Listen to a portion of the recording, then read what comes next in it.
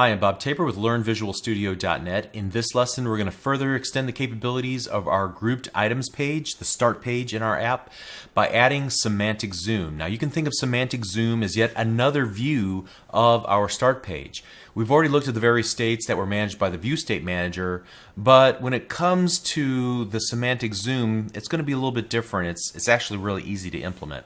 So what is semantic zoom exactly? Well, if we were to take a look at, for example, the sports app, and we were to just see here all the information that's displayed, what I can do is either use a pinching motion if I were to use like a tablet like the Microsoft Surface in order to zoom in or zoom out of and get a different level of detail. And you can, if you're using a keyboard mouse, you can hold down the control key on the keyboard and then use the scroll wheel to kind of duplicate that. Here on the simulator, there's also a neat little device. You can use this little pinch zoom touch mode, and that gives you these two little circles with crosses in the middle. And the idea here is if I were to hold my mouse cursor down, you can see they kind of change to a filled in state, and then I use my mouse wheel to pinch in. You can see I'm now looking at a very high level view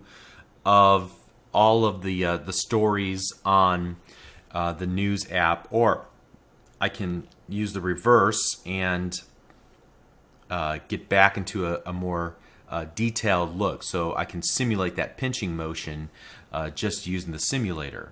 And so in this level, if I wanted to see just the news, I could just click that and then go and see just the news part again. All right, so we're going to accomplish something like that in our app by simply adding a semantic zoom control and then making a few little modifications here and there. It's really neat. Okay, so let's get back. Actually, let's get out of this and into that. Great.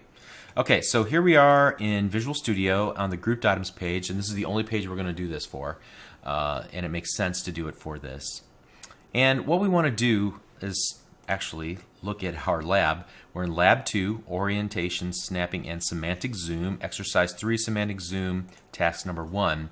And it asks us to replace the grid view with this new grid view. But there's really not a whole lot of differences here to the grid view itself. It's just what we're enclosing the grid view inside of.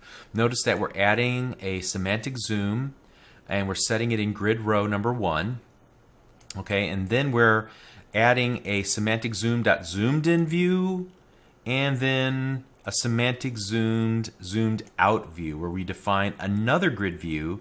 It's just going to have a smaller data template that's defined right in line, and in that data template you can see that we're going to use a group image as well as the title and recipe count instead of all the information that we display the larger image for each individual recipe item. We're just going to display group image instead of individual recipe items like are defined here in our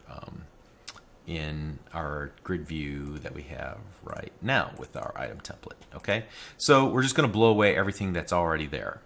Let's go ahead and just copy this whole section, and we're going to replace our existing item grid view.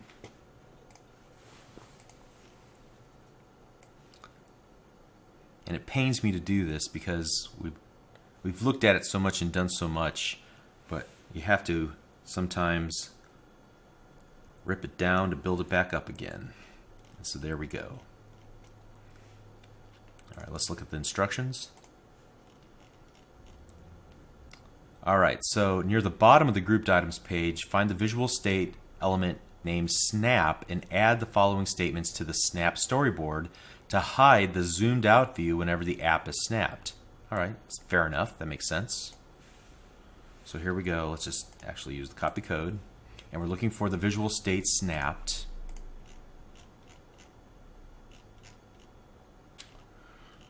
All right, and we're going to add this new object animation using keyframes. And so we're going to take the group grid view and set it to collapsed whenever we're in snapped mode. Okay. All right, and then the last thing that we're asked to do is to go into the load state method and add this at the very end. So let's look at the code behind for our page. So here, let's go to grouped items, the grouped items page, and we're looking for the load state. And we're going to set the group grid view.item source equals. So notice what we're doing here. We are kind of circumventing the default view model and setting the item source manually. And so this is a second way. We don't have to use all of the plumbing in the default view model and the collection view source and things of that nature. We can just, for a given grid view or list view, we can set its item source to a collection, which we've done right here. All right, so let's go ahead and run it in the simulator.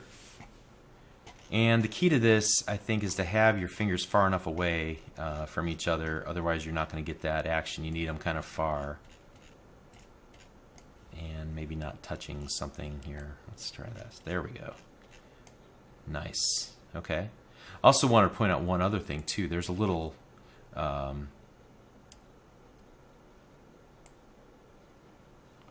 if you're having a hard time getting that to work, there's this little minus sign in the lower right hand corner. You can get it to go into semantic zoom mode that way as well, and then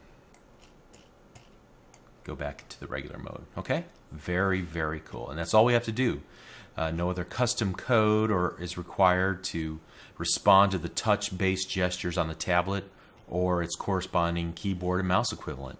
You just basically create semantic zoom controls with two different versions, one for the zoomed in and one for the zoomed out, and you're good to go. So like I promised, changes are now coming to our app very quickly because we got the foundational concepts under our belt.